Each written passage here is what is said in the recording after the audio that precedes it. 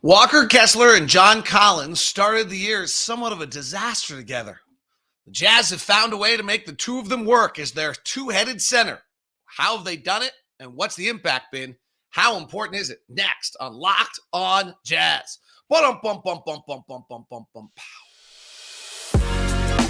You are Locked on Jazz, your daily podcast on the Utah Jazz. Part of the Locked on Podcast Network, your team every day. How are you? I am David Locke, radio voice of the Utah Jazz, Jazz NBA insider. Today on the show, we look at the Jazz two-headed center of Walker Kessler and John Collins and how it has come together and worked and the evolution of it.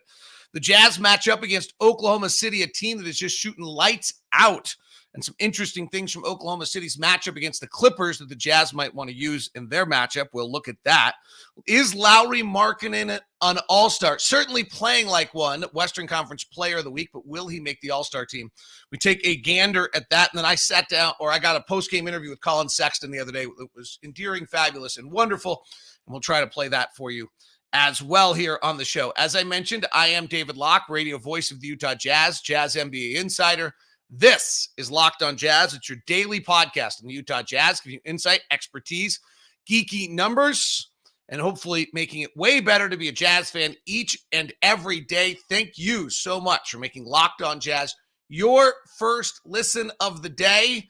We are free and available on all podcasting apps as well as YouTube's everydayers. I adore you. I appreciate it so much. All you do to bring this to us and allow us to do this show and grow. Today's episode is brought to you by Game Time. Download the Game Time app, create an account, use the code LOCKEDON for $20 off your first purchase. Obviously, yesterday I opted not to do a show. It felt weird. I was going to go live when we would have had a game and then didn't. Felt weird. Thoughts to the Warriors. Just sound, obviously for the family, it's horrific. And for everyone who experienced it, I think it sounded really quite scarring and traumatic. So deep thoughts to everyone involved with the Warriors. Obviously life too short and sad. The only thing I would tell you guys just on if you want to try to tie one removed, Igor Kokoshkov, who was very fun with the Jazz and I was very close with that, was his assistant coach for the Slovenian national team when Luka and with Luka when they won the Euro Cup. So yeah, just super, super sad day for the NBA and tough one for the Warriors. And then I heard last night they had plane trouble and they couldn't leave. So they ended up having to spend last night in Salt Lake again. I just can't go right for them. So yeah, no, that's, obviously minimal compared, but that just, I think everyone wants to be with loved ones after experiencing that. And then not to be able to is just adds to it. All right, so let's move to basketball, which now makes me feel comfortable that we didn't do anything yesterday. So the Jazz started the year with John Collins and Walker Kessler at center, or playing together. So remember, we started Lauri, John, and Walker together, and it was a mess. In its opening 107 minutes together, the Jazz offense was a 98. So what does that mean? The average offense right now in the NBA just keeps going up and up and up. But just to kind of confirm where we are now as offensive ratings, the last month was the biggest month ever. It was 116. So we were 18 points per 100 possessions below what the league average offense is in that time period. And our defense was a 123. So we were 7 points worse than league average defensively. Minus 25 per 100 possessions in the opening 107 minutes. Walker gets hurt. And we try it again a little bit. Like he comes back and Walker gets hurt on opening night. And so kind of a reasonable expectation, I think, from the coaching staff is, okay, Walker wasn't right. Like Walker didn't play well ever since the Sabonis thing. So he finally sits down. Walker's been negative in like 6 straight games. 7 of 8 of his opening 8 games, he's negative. It's not good. And so Walker sits for like the next 7 games. And when Walker comes back, they play him off the bench, but they do still use him with John Collins. They don't abandon the lineup. In fact, I think it played, if I have my numbers right, which felt wrong when I did them, and they feel even more wrong when I'm about to tell you. So you can see me clicking in the background because I'm double checking because they feel super wrong. But if you look, the Jazz they played 107 minutes of Kessler, according to these numbers, and I'm double checking, of Kessler and Collins up to November 23rd. So from October 1st, or October, whenever the season starts, to November 23rd, the Jazz tried, and really it's only till November 6th. The Jazz tried to play them together for about 107 minutes. Then Walker comes back on November 23rd, right after Portland, which is also one of the turning points. Like a lot of our turning points, by the way, do come to like when the when we come back from injuries. That seems to be a reoccurring theme. John Collins, in the meantime, gets banged up, right? And he's having a plus-minus mess of a season at this point. And we'll dig into that in a second. And John Collins goes and misses a bunch of games. And he comes back and goes into the starting lineup in Detroit on the 21st. So from the 23rd to the 21st, they have a little bit of time with them together. And in that time period, they do try it again because Walker's healthy, and it seems like it would make some sense to try it again. And again, it doesn't work for the second straight time. In that little stretch of time of Walker, Kessler, and John Collins together, the offense still can't produce. It shoots 44%. It shoots 29% from three. I think they played in that time period. They end up playing a decent amount together. Like they really try it, and it still doesn't work. So you now have two sample sizes where it didn't come together and work. The second time they played Walker, Kessler, and John Collins together with extended minutes, it was, I think, another 104 minutes along the way there. And actually 48 minutes of extra time there, and it didn't work. So they tried twice. And I you know what? That's actually something that, like, to give Will credit. You can look at these numbers, you can try these different things, and you can do all these things. Like, sometimes you got to try it more than once. Like, it didn't work. It would have been, if it didn't work because of the fact that Walker Kessler was hurt, and then you abandoned it, that's really, and never tried again, that's really a problem. And this is where I think Will's been fabulous, is like, give things every chance they possibly can. He always says, you're going to have to make a move a little sooner than you want to. So the second time they try it, it's the exact same outcome. It's an offensive rating of 99, a defensive rating of 121, and it's minus 22. So you now have two sample sizes. The first one, when Walker's hurt, an offensive rating of 98. You bring him back, the offensive rating is 98.9. You have a defense rating of 123, and then bring him back, and the defense rating is 121. Okay, abandon ship. Since December 21st, the two of them have played 26 minutes together. It's actually worked, ironically enough, in those 26 minutes. So the Jazz abandoned ship on that. And it's having great results. The two of them as combined as a center. John Collins starts in the starting lineup and plays 5-man lineups that are spread out, open floor.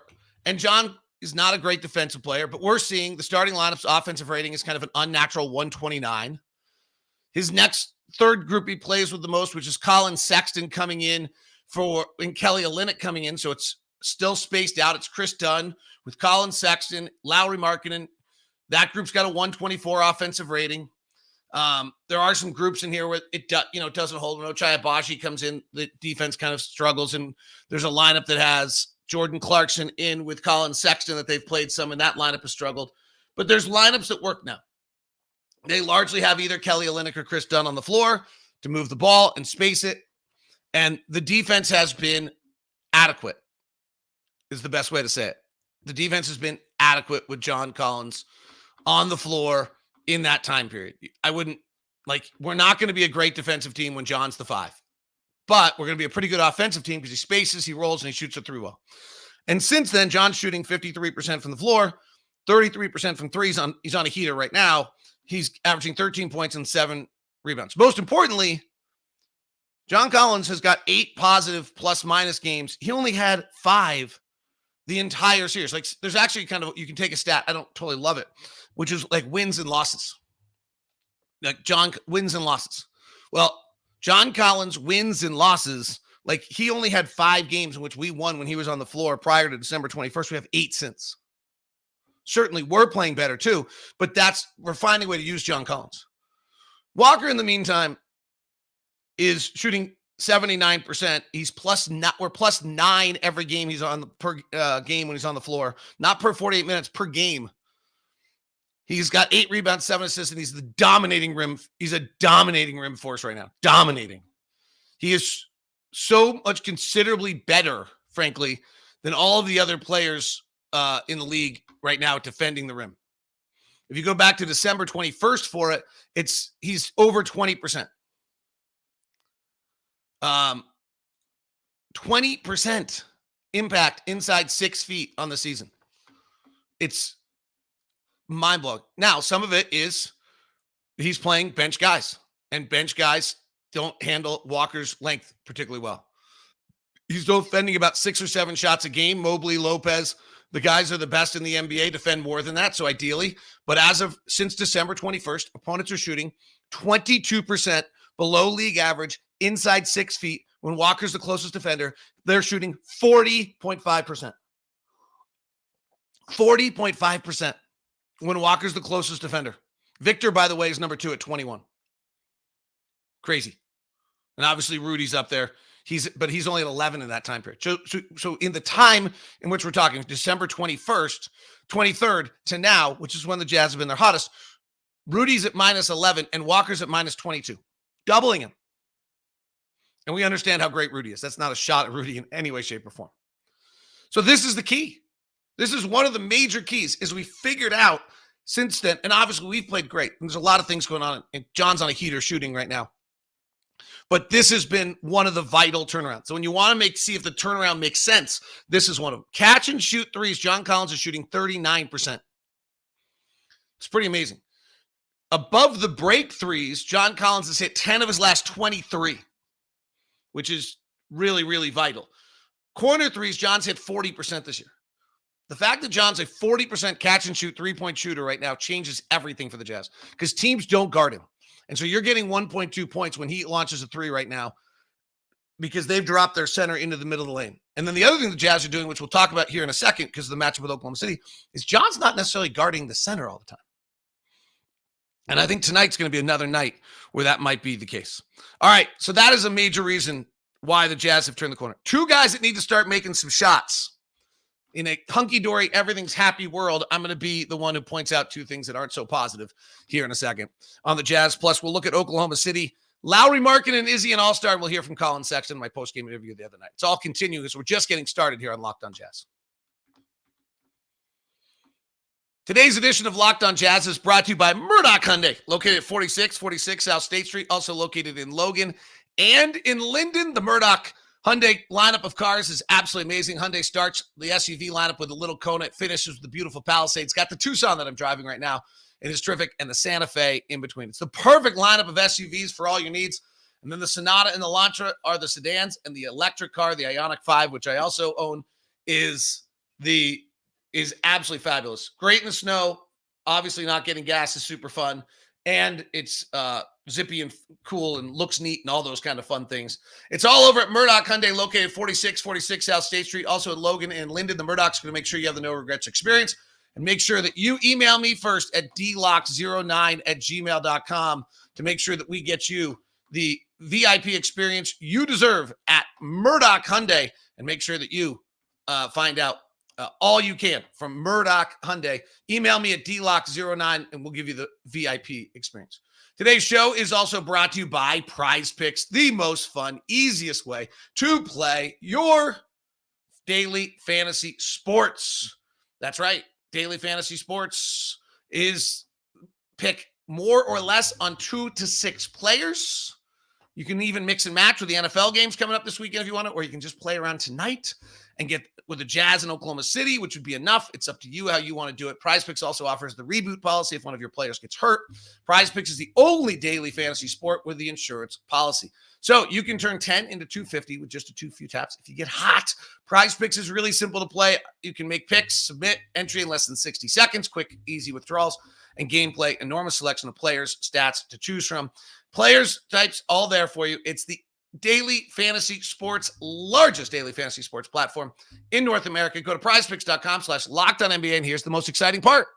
With the promo code LockedOnNBA, your first deposit match is up to $100. That's up to $100 with your first deposit match, courtesy of Locked On NBA.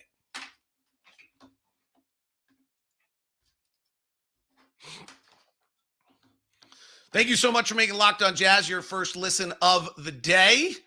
Remember, the Holly Rowe podcast, Front Row, exists on Jazz Plus. She sat down with Frank Layden and Ryan Smith and Will Hardy and others. That's all available for you. Final night of the homestand is coming for you right now, so make sure you jump on tonight and get tickets. If you have not seen Oklahoma City, you should. Oklahoma City is really good. They're 27-13. 27-13. They've actually lost 2 in a row. But they've lost them to the Clippers and the Lakers on the road, and they still look just as good in all the games. The biggest thing that has happened with this team is they can shoot it. And the transformation of them shooting it, if this is really all because of Chip England, this guy is a master. Chip England was the shooting coach of the San Antonio Spurs that has come over to the Spurs this year. This team in the last 3 years went from 28th in shooting in 2011, 29th, 23rd, and are now the second best shooting team in the league. When the year started, if you recall, I missed on them. I mean, I missed badly because I didn't have them being this efficient an offensive team. There was zero chance that they were going to be this efficient an offensive team. And somehow they've pulled it off. I actually think this is like the biggest question around them is how does a team with really very little to no roster change go from an effective field goal percentage of 50% 2 years ago to 53% to 58%. Everything else they're doing somewhat. They were a low turnover team last year, third best in the league and not turning over. They're the best now. They've stopped offensive rebounding, but that was actually a blip. They're fouling at about the same rate. Defensively, they've gone from an 55th in the league or 19th in the league in shooting defense to second. Okay, that's Chet Holmgren. That makes sense. They made a personnel change there. They're the exact same. They forced the second most turnovers in the league last year. They forced the most this year. Offensive rebounding is defensive rebounding percentage is exactly the same as it was basically a year ago. They're 28th. They're now 29th. Their free throw shooting is exactly the same. The one thing that is on this whole rebuild that you want to talk about is they went from a bad shooting team to a good shooting team with the same personnel. We can talk about progressive growth and all these things. It's a little wacky. Like, it's more than a little wacky, frankly. That a team that went from 50% effective field goal percentage to 53 to 58 in 3 years with virtually no personnel change. Shea, Jalen, second year, like it's more like it's largely Lou Dort individually that has found a way to do this. And it is incredible. But that's the story of their rebuild. We can talk about all this other stuff. Lou Dort's gone from points per shot attempt, 24th percentile, 33rd percentile, 17th percentile to 81st percentile. Now his usage is way down. So maybe Chet Holmgren was just enough of a piece that meant that everyone started to take the shots they're supposed to take. But I got to be honest, I don't really think that's it. It is either shooting coaching or confidence, or they're on a progressive heater that won't stop. I'm not entirely sure. Here's one thing that'll be interesting to watch tonight. What the last two matchups have done to the Thunder is they've had a smaller guy guarding Chet Holmgren. And with the smaller guy guarding Chet Holmgren, what it does is it means that when they play the Shea Gilgeous-Alexander, Chet Holmgren pick and roll, that then Paul George was switching for the Clippers. Paul George was switching onto Shea Gilgeous-Alexander, and you weren't in a mismatch. Okay? So, do the Jazz have Lauri Markkanen guard Chet Holmgren? John Collins guards Josh Giddey. And then when they play the Shea Gilgeous-Alexander pick and roll with Lauri Markkanen ends up switching onto Shea Gilgeous-Alexander? Or do you have Simone Fontecchio start on Chet Holmgren? Lauri guards Lou Dort. John Collins guards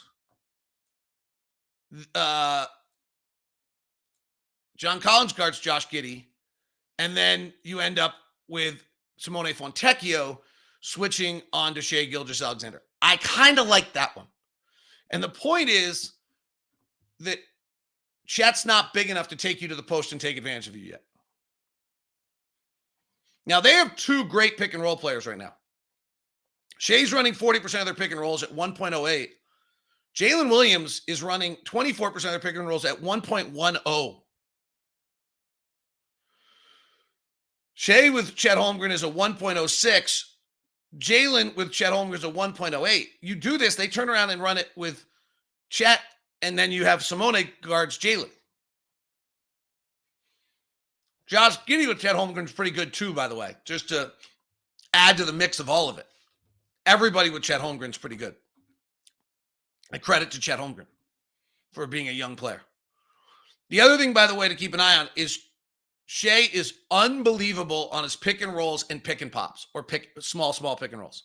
So that's him going to find the mismatch. So if he has Keontae on the floor, he'll annihilate him tonight because Keontae's just not ready. Not because anything's wrong with Keontae, but Keontae's a rookie guard and this is too hard.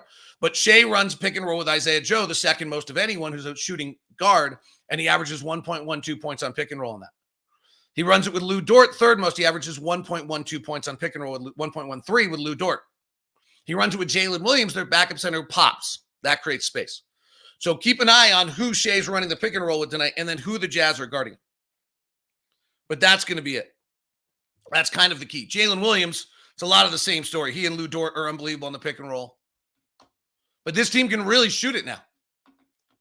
And that's what's transformed them as a completely different team than the one that they were a year ago. It's not, I mean, I guess it could be natural age and development that everyone's talking about.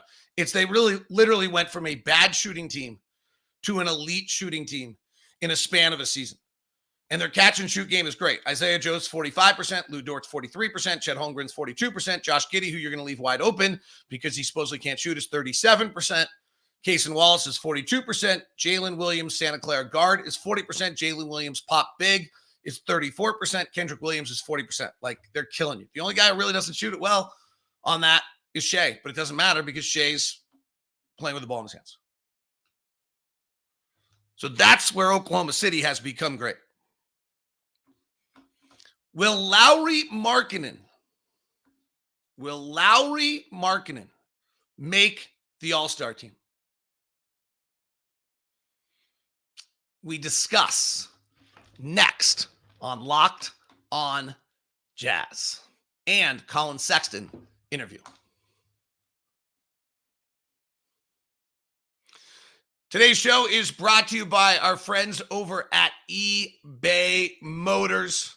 eBay Motors, they do a fabulous job of giving you the guaranteed fit. And now we're giving you the fantasy guaranteed fit as well from eBay Motors. The eBay Motors, oh, actually, that's for Friday. I'm supposed to be giving that to you. I'll give you a hint. Just give you a hint, by the way. I just sneaked out a little hint. Gigi Jackson, Mason Plumlee, Aaron Nesmith, Jabari Walker, Marvin Bagley. But what I really want to tell you is eBay's passion, driving patience. What brings home the winning trophy is also what keeps your ride or die alive. That's right. eBay Motors has everything for you to maintain your vehicle, level up to the peak performance. Superchargers, roof racks, exhaust kits, LED headlights, and more. Whether you're into speed, power, style, eBay Motors has you covered because they have 122 million parts for your number one ride or die. You can always find exactly what you're looking for. With eBay Guaranteed Fit, you're part of your guaranteed fit for life and for your ride every time your money back. eBay Motors, you're burning rubber, not cash. Keep your ride or die alive at ebaymotors.com. Eligible items only. Exclusions apply. eBay Motors, eBay's Guaranteed Fit will make you the MVP of your car and bring home the win for you each and every time, all over at eBay Motors. Today's show is also brought to you by Game Time. Game Time is the perfect ticket app for you to make sure that you get everything you need. It is the official ticket app of the Locked On Podcast Network. Why? Because of three things in my mind: last-minute ticket deals, flash deals, zone deals, and it's easy to buy your tickets every time you come to the event. You view your seats, all your seats in the venue. You have the lowest price guaranteed. You have event cancellation protection. You have job loss protection as well. It's all at Game Time, the only ticket in the app that gives you complete peace of mind with your purchase. See the view of your seats, get all in prices, and buy tickets in seconds with 2 taps. They're obsessed with helping you get the best seats and saving money. That's the Game Time guarantee. If you find tickets in the same section or row for less, Game Time will credit you 110% of the difference. So take the guesswork out of buying tickets. Go to Game Time.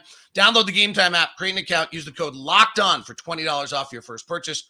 Terms apply. Create an account, redeem Locked On, LOCKEDON, for $20 off. Download the Game Time app. Last minute tickets, lowest price guaranteed. This next episode of today's show is brought to you by BetterHelp. BetterHelp is helping you with the game of life. I like to call it performance enhancing for the brain. What can therapy do for you? How can therapy make it a better experience for you? Is it that you keep getting in the same quandary? Do you keep driving yourself in the same problem? Are you creating your own chaos? Find out and use performance enhancing therapy, basically. Brain development, understand yourself, why it's all happening, what's taking place with BetterHelp. BetterHelp is completely online, designed to be convenient, flexible, and suited to your schedule. You fill out a questionnaire, you get matched with a licensed therapist, you switch therapists at any time with no additional charge, which is super cool.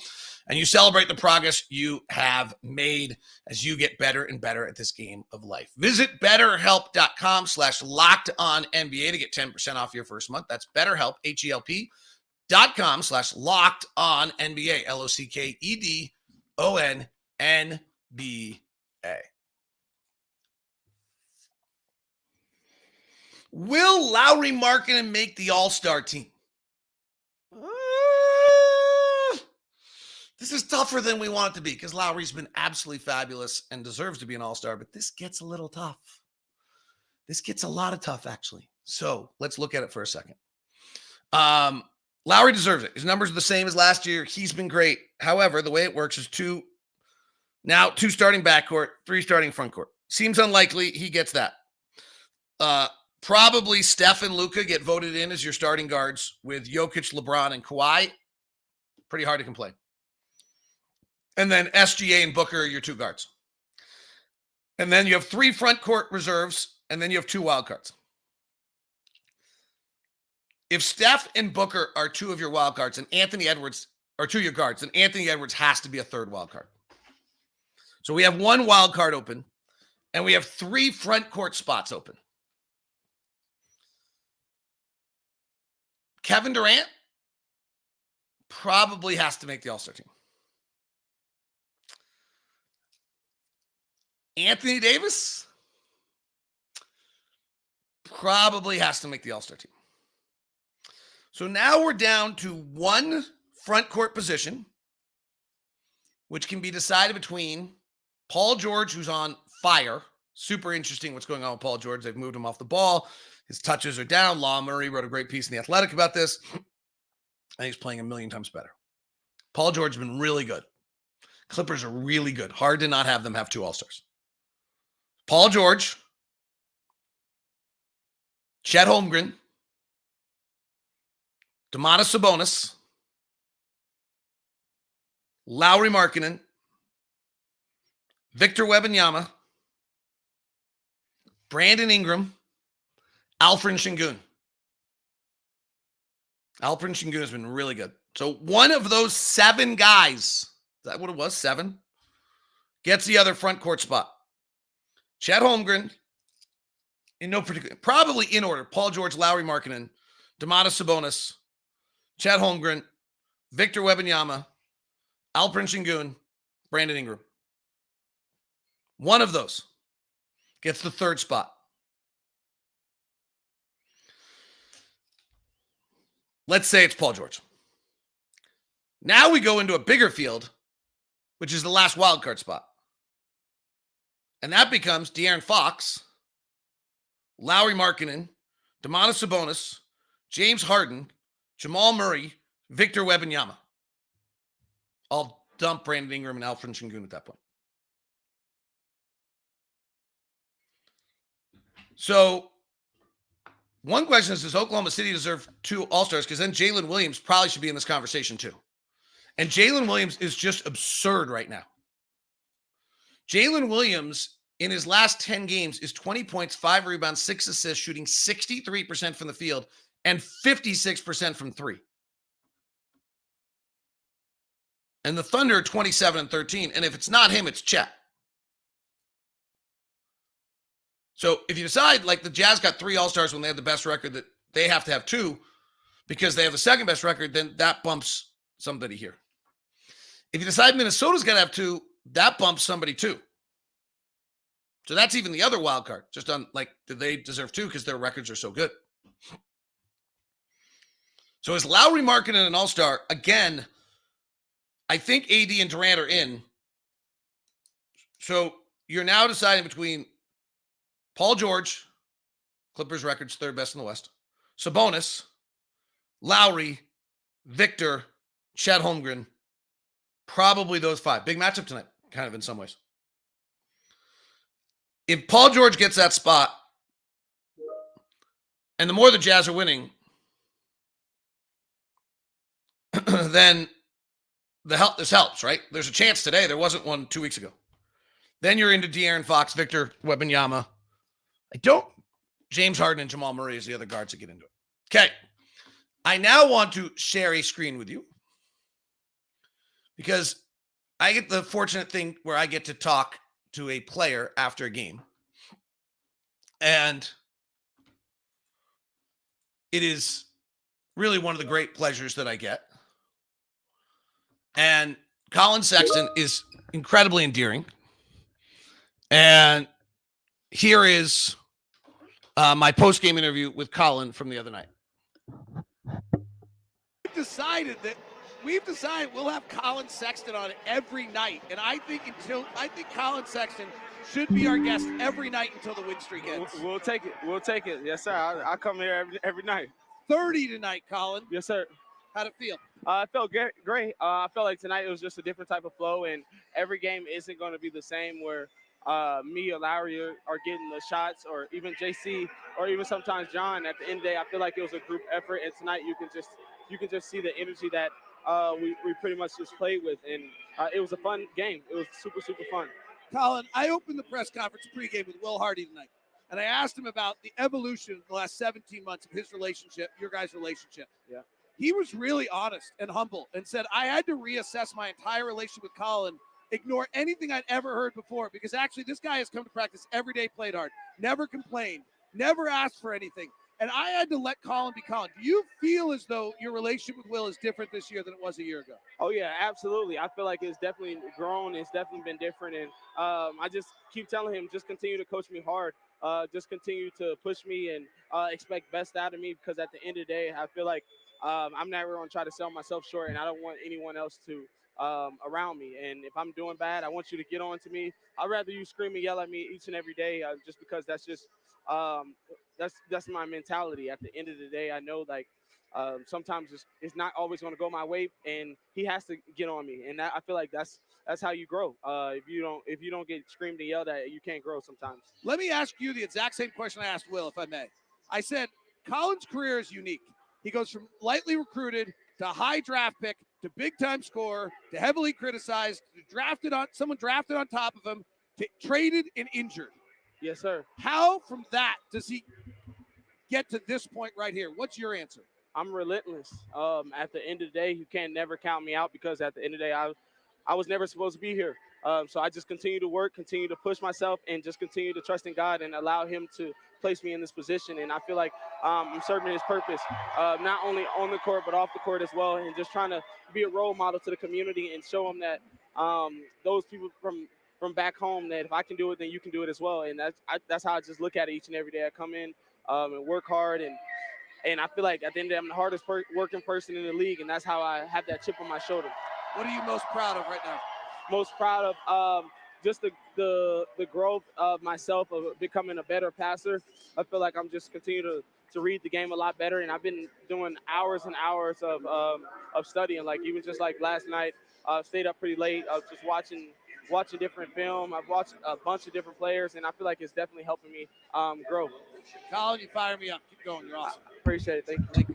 That was Collin Sexton, and Collin thank Sexton, you. our post-game guest. Thank you to Nathan Harker for getting that for me from the Jazz as well. And thanks, obviously, to Lawrence Scott. I've mentioned to all the times in which he has been fabulous to us and gotten us post-game sound to make this show better. That is Locked On Jazz today. We now hope you enjoyed Collin Sexton. We now send you over to the first ever 24/7 national sports feed, Locked On Sports Today, Jazz Thunder today. It's on Sirius XM as well as all your other places. So make sure you grab the hometown feed on Sirius XM.